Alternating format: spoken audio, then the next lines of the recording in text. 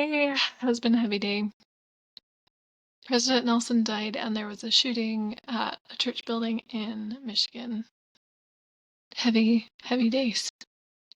My name is Jess Howe, and this is the Because He Remembers Me podcast. I heard something at church today that was a little concerning to me. It's Fast Sunday, the Fast Sunday prior to General Conference, and somebody got up and mentioned a few deaths that had happened in the ward this month. We've had 3 people pass away this month in our ward, and mentioned President Nelson's death.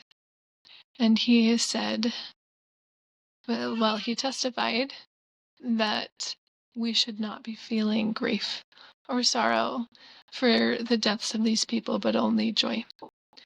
I disagree with this, and felt that it was concerning. So I wanted to address this issue. President Nelson said, actually, in one of his talks in 2002, he said, "Irrespective of age, we mourn for those loved and lost. Mourning is one of the deepest expressions of pure love. It is a natural response in complete accord with the divine commandment, 'Thou shalt live together in love, insomuch that thou shalt weep for the loss of them that die.'"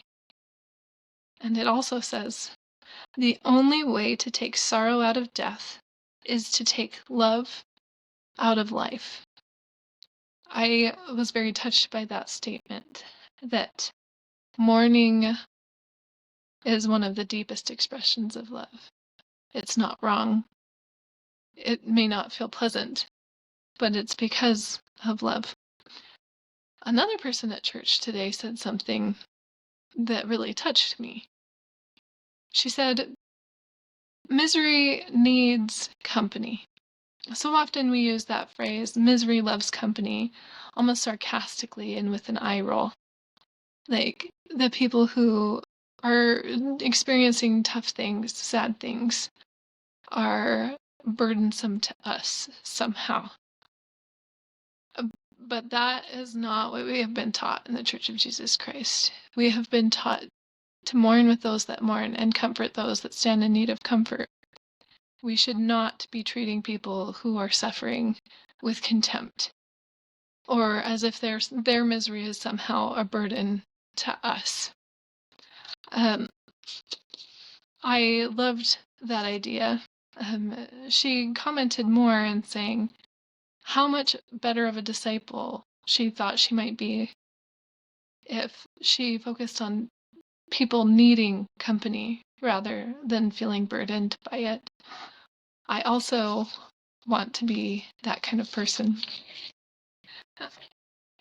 I thought also of our Savior Jesus Christ.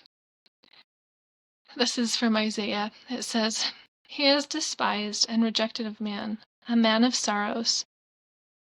And we hid as it were our faces from him. And he was despised, and we esteemed him not. Surely he hath borne our griefs and carried our sorrows, yet we did esteem him stricken, smitten of God, and afflicted. But he was wounded for our transgressions, he was bruised for our iniquities. The chastisement of our peace was upon him, and with his stripes we are healed." That last phrase especially stood out to me, that the chastisement of our peace is on his shoulders, that the burden of our peace is on him, that with his stripes we are healed. I've been surrounded by a lot of people who have had loved ones die this last few weeks. And I hope that I can be company for them. Interesting enough, this week, the Lord showed me his love by teaching me a little bit how to better love others. If you know somebody who is grieving, here's an invitation. Remember that misery needs company. If you are someone who is suffering, either because of people who you know personally that have died, or because of something else, or because of vicarious pain in behalf of those who are suffering all around the world. I invite you to find company in Jesus Christ. He is a man of sorrows, acquainted with grief. He will be your company. He will bear your burdens.